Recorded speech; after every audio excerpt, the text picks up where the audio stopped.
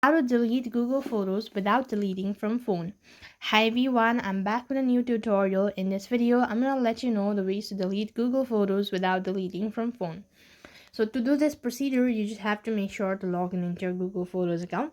Now let's say if you want to delete a particular photo, I'm going to go with this one. So if you want to delete this, you have to press on the delete button and press on the move button. When you actually press on that, you've also deleted the photos from your phone. To save your photos in your phone, you just have to use this step. You have to go ahead and log in from your web browser. So go to photos.google.com, and right on this page you need to go ahead and locate the particular photos that you want to delete. Let's say I'm going to go with this one and press the delete button located right over here and press on move to bin. With this, you've successfully deleted Google Photos without deleting from phone.